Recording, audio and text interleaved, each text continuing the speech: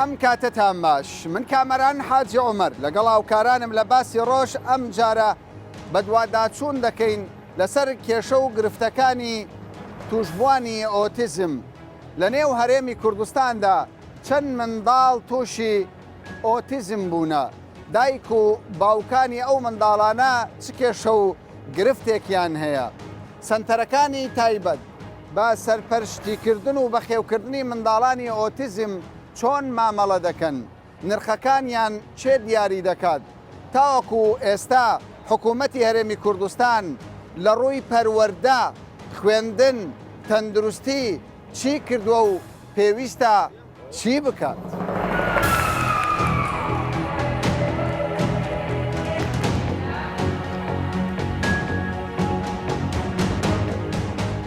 زۆر جار ئێمە جێویستی ئەوە دەبێت نەخۆشی ئۆتیزم نەخۆشیێکی تایبەتە تووشی منداڵان دەبێت بەڵام پێم باشە لە زمانی جەنابدانەوە کە تۆ سەرپەرشتیاری ئەو سەنتەرەی و لە نزیکەوە ئاگاداری ئەو منداڵانەی بەڕازە ئەو نەخۆشیە چییە؟ خۆی ئۆتیزم نەخۆشی نیە حاڵەتە دووچاری مناڵ لە تەمەنی 3 ساڵی یەکەمیدا بە ئاشکرا نیشانەکانی ڕوون و زەقن دەرەکەون کە ئەم مناڵانە یەکەم کە تۆ هەستی پێکرد قسە ناکەن ئەمانە تێگەیشتنیان باش نیە تەرکیزیان کەمە کاتێک بانگیانەکەی ئاور نادەنەوە ینی کۆمەڵی هۆکاری ترای پەیوەندی کۆمەڵایەتیان زۆر لاوازە هۆکاری تر زۆرن کە تۆ توانیت نەخۆشی نیە حاڵەتە مەبەستم لەوەیە کە چادەبنەوە چاکبوونەوەکە نزبی یعنی ئەوە نیە بڵام 100% هەموو مناڵەکان بە ڕێژەیە تەواو چاکە بنەوە طبعا لە 100 مناڵە ئەگەری ئەوەی هەیە منداڵێکیان دوو منداڵ ئەم حاڵەتە لەسەریان لابجێ بەڵام لەگەڵ ئەوەشە هەمویان لەگەڵ ڕاهێنانە حاڵەتەکە کەمترە بێتەوە لەگەڵ گەورەبوونی تەمەنیان و ڕاهێنانی زۆر ئەم مناڵانە حاڵەتەکانیان کەمترە بێتەوە و ئەتوانن بڵام هەندێکیان ئەتوان خۆیان بن بە ڕێگا یعنی بە ژیانی تایبەتی خۆیان بکەن ینی ناخۆشیەکە سەرەتا لە قۆناغی منداڵی لە قۆناغی منداڵیایە مەسەلەن زۆر دایک و باوکەکە هیلاکەکەن تەنانەت ینی وا لە دایک و باوکەکەن نەتوانن ژیانی خۆیان بکەن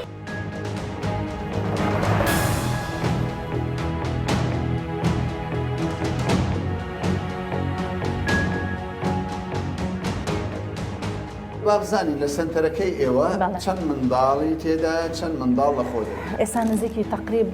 100 بۆ 125 ماوەمان لایە بەڵێ ئاسایی ئەو هەموو منداڵە لە خۆ بگرینەوە طبعا زۆر ئەومان لەسەرە ئێمە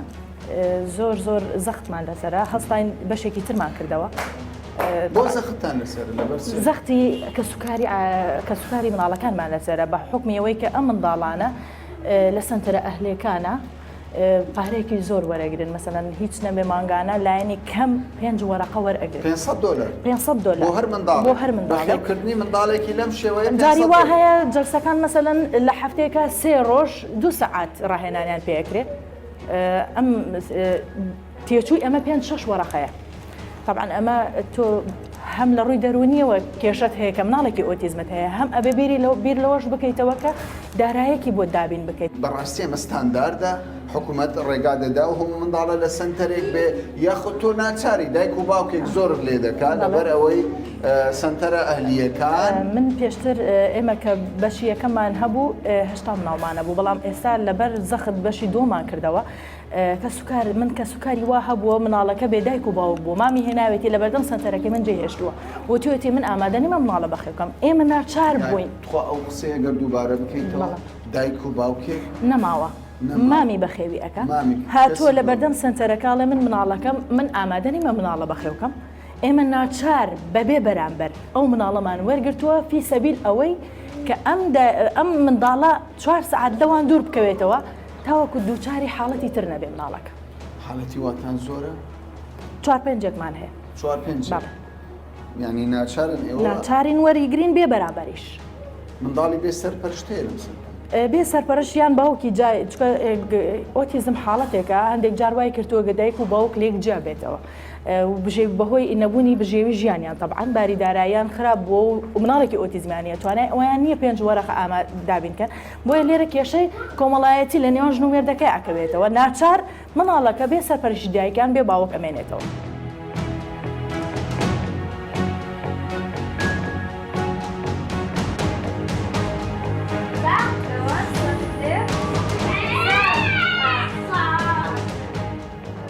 وەکو باوکی کچێک کە ئۆتیزمی هەیە حاڵت چۆنە؟ والله حالمان لەو پەڕی ناخۆشیدا چۆن؟ بەخود منداری ئۆتیزم من دارێکی ئاسایی نییە هیچ ئەنی هەرچوو کەوت و هەموو شتی زۆر زەحمەتە لەمارەوە بە داچی بە خوشتی و بە خۆت هەرچەند لە دوی بی هەرکەمە ڕاوەستان و دانیشتن شتیان ئاسایی نییە مادی بوونیان زۆرە باشە بەڵام لە کوردستان حکوومەت دەڵێ کاکە چەند سنتەرێکمانی خزمەتی ئەو منداڵانە دەکات. ڕاست ئێستا من لە مەسیفی ڕادێم ڕۆژانە دێم لە مەسیفی دێم هەولێرێ فقط ئەو سنتەرە هەیە لێرە ئیدی هەیە ڕۆژانە لە مەسیف کە دێم سێ ڕۆژ داوام هەیە سێ ڕۆژ لێرە ئیسراحاتم کە دێمەوە لێرە عینەن فەرقی نیە بۆ من ئەو سێ ڕۆژەش دەبتەوە دەوام لە بۆ من حینە لێرە بالفعل لە سبەینا دێمەتانی وەڕۆن لێرە چاوەڕێ دەکەمە تا داوامی خلاص دەبی دەیبەمەوە دەیبیتەوە سنتەری دینیە سنتەرە دایک و باو خەریکە و منداڵە دەیت شەو ڕۆژ نەکڕۆ حالەتێکی ئاساییە یان لە وڵاتان جێویست دەبین کە سنتەری تایبەت بە خۆیان هەیە زۆر تەنانەت موچیان هەیە حکوومەت پێداویستەکانیان دابین دەکەن موچەشیان هەیە چاودێرێکی زۆر باشیان هەیە لە دەرەوە بەس لێرە هەر نەک موچیانی هەر هیچ ئاوردانەوەک نییە لە ئۆتیزمی هەیە بە هیچ نوعاچی باشە ئەمە پێویستی بە خەرجیە بالفعل باشە تۆ ئەو پارەت هەیە بەجددی بەخوای زۆر مانکەوە بووە پارەم قەر کردێ لە بۆ هاتوچوی خۆم و لە بۆ سنتەرەکەشکە پارەی کەمیش لە چاو سنتەرە هەڵبژار چۆن ینی جیاوازی لە سنتەرەکان دەکەیت تۆ جیاوازی زۆر زۆریشە چوویمە سنتەری دی هەفتەی ڕۆژی 2 سعات ماجی وەزام چا ڕۆژ دەکا $700 شتێکی ئەوان داوای کرد زۆر سعریە خەیاڵی بوو ئێوە خەیاڵی بوو زۆریش هەتا 12 وەرەقەی دەچێت ئەگەر مانگانە بۆ خۆت بۆ خۆت موچە چەندە ئەگەر $700 ینی ئەو داهاتەی کە هەتا بەشی مەسروفی ماڵ و منداڵت دەکەن ئێستا لەگەر ئێرشکە ئەوەی زۆر کەمە بەخۆ یان بژێ و ئێستا دیارەکووە زەحمەتە ئێستا بۆ ئەوە علاوەڵە ینی تێگەی ئەوستا باشە ئەو منداڵت کە نەخۆش دەکەوێت دەتوانی پێت بڵێ نەخۆشم ئێستا تێنیبی برسیبی ناتانی بڵێ ئەوانە هیچی نییە تێنی فقط ئەگەر ئاو لە دەستی ببینی یان شتێک بی ژانێک شتێکی دەبی ببێ دکتۆری فەحسەی حامی لەوە دەکەی هەتا زانێ چیتی کەوایە پێویستی بە نەخۆشخانە و سەرپەرشتێکی ورد هەیە زۆریش لە کوردستانیش نییە ناوەڵە هیچ جێکی ئەوانە چ دەڵێی تا حکوومەت وڵات داوا لە حکومەت دەکەین یارمەتەکی ئەوانەی بدا زۆرن ئەوانە هەر ئەوە نینە ئێستا من لە مەسیفی مەچەندی دەزانم لە بەدووری و ئەوەی هەمووی لە ماری دانیشتە پێی ناکرێت هەرمووی بێتن لێرە بەڵام ئەو منداڵە لە گۆشەجیری بمێنێتەوە کارەسات نییە کارەساتێکی زۆریشە ئەو سەبر ئەوە ئێستا ئەو نەخۆشیە ڕوو لە زیاد بوونیشە ئەنێگەر ئەوە چی ئەوە نەکەن بەڕاستی کۆمەڵگایەکە تەواو ئەو منداڵانە چارەنووسیان خراپ زۆریش ئەس چوومە سنتەرێکی وتی مانگی 7 وەرەقە $700 مانگی مانگانە بۆ یەک منداڵ باشە بۆ چەند سعات 4-5 ساعت ئەو هەندێ زەدرنی بەستە نییە 4 سعات منداڵەکەت لە باوەش بگرن و سەرپەرشتی بکەن مانگانە $700 داوە $700 گوت ئەگەر هەفتە یەک ڕۆژ بین ئەوجا یەک وەرەقە $100 هەفتە یەک ڕۆژ هەفتە یەک ڕۆژ ئەوجا $100 باشە تۆ نەتگوت لەسەر چه ئەساسێک کامی یاسای حکوومەتە ئەی سنتەر تۆ $700 ڕۆژێ $100 لە من داوا بکەیت واللهی برا ئەوە حکومەت دەبی هۆریکاریە وی خەلکی بکات ئەوێ ئۆتیزم هەیەوەی کێم ئەندام چیکی معقول حکومەت نەزانیتن ئەو سنتەرە هەنە $700 يعني هل معقول أو خالكا يعني دبي إنساني بنادار كبار هبيت المال بنادار أو جا من دال خو ببتا 1 سنت باش إستو قريته من دالك ببيته بلى دي بيته ما ولا شيء كلك هم رجدين لك وديته هولي أري والله هم رجدين كوايتو تقريبا 6 سال دبيت 6 سالتو روجانا چەند ساعاتێک تەرخان کردووە بۆ ئەو منداڵە بەێ ئارێوان باشە بەڕاستی نەبوونی سنتەر نەبوونی چاودێری حکوومەت لەسەر ئەو پرسا باری ئێوەی گران کردووە والله بارێ مەگەلە گۆران کردە و هەنە خراپتریمە یعنی ئەم پێشەندێکی دیڤەگەلک باشترین بەس ئەم بەحسی خودکەین و بەحسیابێت خراپتری خوب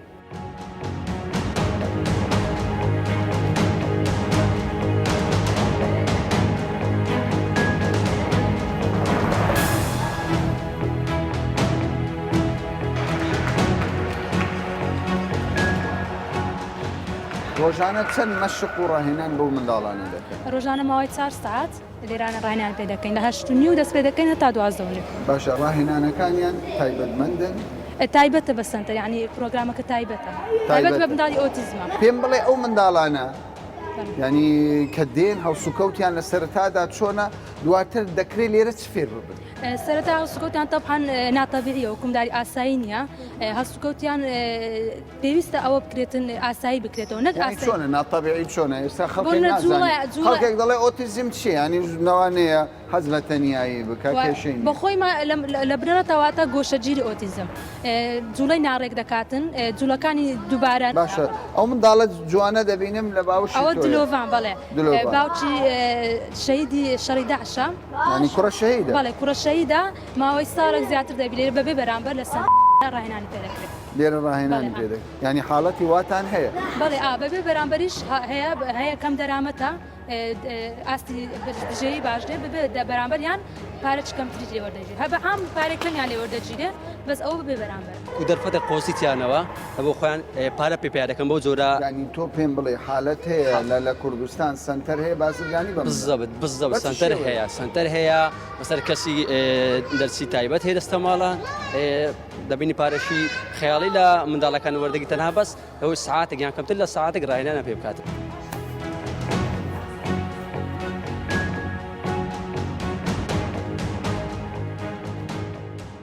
لە هەرێمی کوردستان تاوەکو ئێستا ئامارێکی فەرمی نییە کە چەند منداڵی ئۆتیزم هەیە. زۆر جار لە بۆنەکان بەرپرسانی حکوومەت دەڵێن زیاتر لە 3000 منداڵی ئۆتیزم هەیە. ئەمەش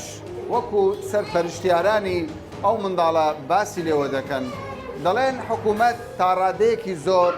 بێ ئاگا بووە لە کێشە و گرفتەکانی ئەو منداڵانە. زۆربەی ئەو منداڵانە لە خوێندن بێبەشبوونە نەخۆشخانەیەکی تایبەتی تەندروستیان نییە.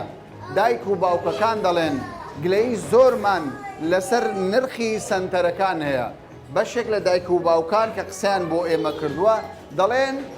ئەم سنتەرە تا ڕادەیەکی زۆر هاوکاری کردووی چونکە بڕی پارەکەی مانگانە 160,000 دیناری عێراقیە بەلای زۆریەوە. بەڵام بەشێکی زۆر لە سنتەرەکانی دیکەی ئالی بۆ هەر منداڵێک مانگانە 700 دۆلاری ئەمریکی دەخوازێت. ئەگەر بێت و هەر خێزانێکیش 2 منداڵ یان 3 منداڵی ئۆتیزمی هەبێت ئەوە پێویستە بڕێکی زۆری پارە بە سنتەرە ئەهلیەکان بدات.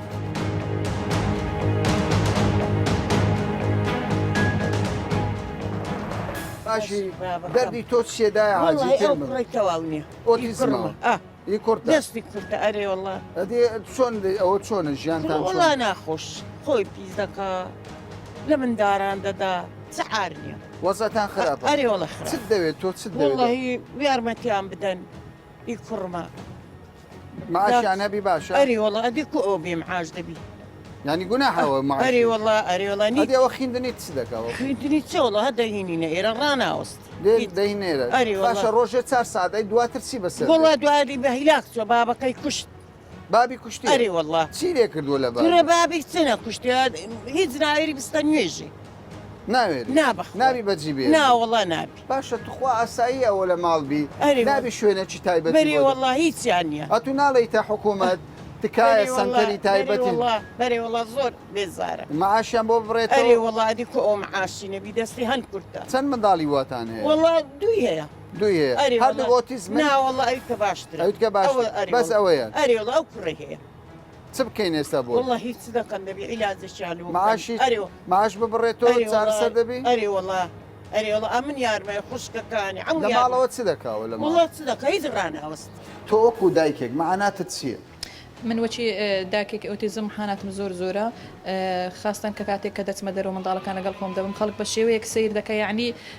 منداڵەکە عرەکەیەک دەکە ینی بە شێوەیەکی زۆر زۆر نام و سیر دەکەن زۆر ناخۆشە بۆ من یان دەیان کۆمەڵگە تەقبولی ئەم جۆرە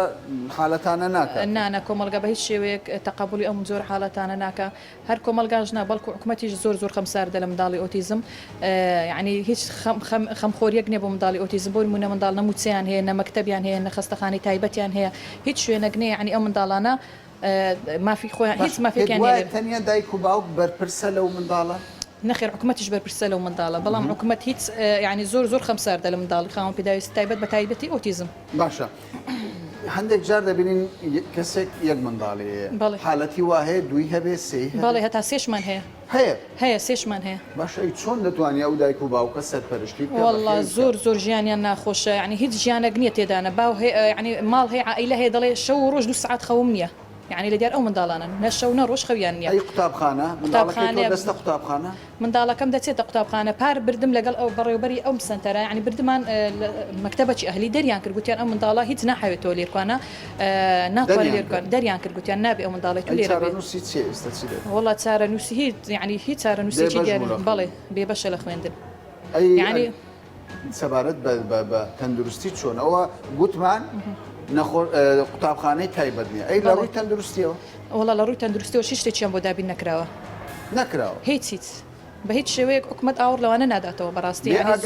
زۆریش بێ ئاگایە چی بکرێ باشە تۆ وەکو دایکێک چی بکرێ باشە وەڵاهی داوا لە حکومەت دەکەن یعنی بەڕاستی خەمێک لەو منداڵانە بخۆن چکە بۆتە کێشە لەسەر عائیلەکان و زۆر ناخۆشە یعنی گەدەستی هاوکاری لەو منداڵانە درێژ نەکەن و یان شوێنی تایبەتیان لۆدانن بۆن و نەخەستەخانەی تایبەت یان مەکتەبی تایبەت زۆر زەحمەتە بەڕاستی بەخێوکردنیان لێرە ئەی نرخی سنتەرەکان نرخی سنتەرەکانی زۆر یعنی زۆرە پارەی زۆر ئارێ وڵە زۆریش یعنی لەتوانێت هەندێک خێزانی ئەو پارە بداتە منداڵەکەی بۆی ڕاهێنانی پێ بکرێتن من مستقبلی منداڵەکانتان چۆن دەبی؟ والله دیار نییە هیچ مستقبلش دیار نییە دەخوێنن؟ نەخێر خوێندنیان نییە؟ نەخێر نییە لەبەر چ؟ لەبەوەی کە ئۆتیزمە هیچ زۆرشیان دیار نییە قوتابخانەکان وەری ناگرێت وەری کەس وەری ناگرێت جارێکمان بە دەریان کرد لە مەکتەب باشە خاوەن پێداویستی حکومەت موچەی بۆ بڕینێتەوە باشە زەڕوور نییە ئەوانەش موچیان هەبێ بەڕێوەڵە دەبی هەبیتە داوا دەکەن ینی ئارێوەڵە داوا دەکەن ینی ڕێژەیە چکەم حکومەت خەمێکی مانجێ دەبی 150 بدەینە بەزاوێرە تۆش داوا دەکەی دیکو ئەرەوە داواکاری ناکۆن کێشەکەتان چارەسەر دەبی ماگانە هەر باشە ناویان تۆمار بکرێت بەڵێ ناوی تۆمار کرێ بە موچە باشترە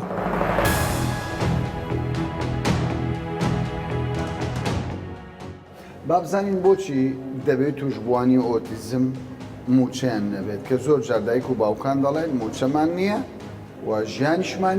زۆر خراپ هەر زاڕوکێک توشببووی نەخۆشی ئۆتیزم بێت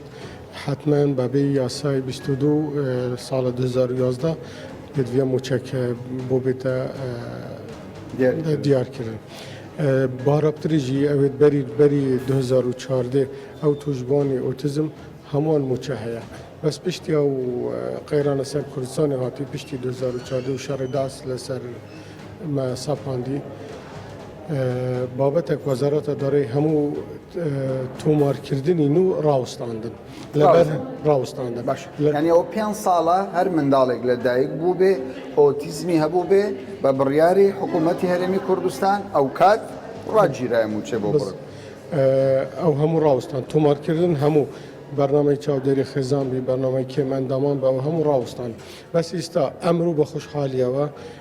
کۆمبۆنێک ئەنجامدا گەنگەشەی ئەو بابەتەکە تۆمارکردنی نو ئینشاءڵڵا دەست پێ دەکاتەوە لە لای گفت و مناقەشە ئێستا بەس ئێمە دەچێتە لای ئەنجومەنی وەزیران بالضبط ئەنجومەنی وەزیران ئۆکەیدا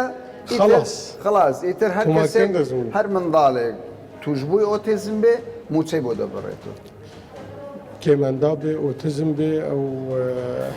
هەر کەس خاوەن پێداویستی خۆدان پێداویست هەیە لە لژنەی پزیشکی دەرچوو بە ڕێژەی ئەو دەرەجە وەرگرت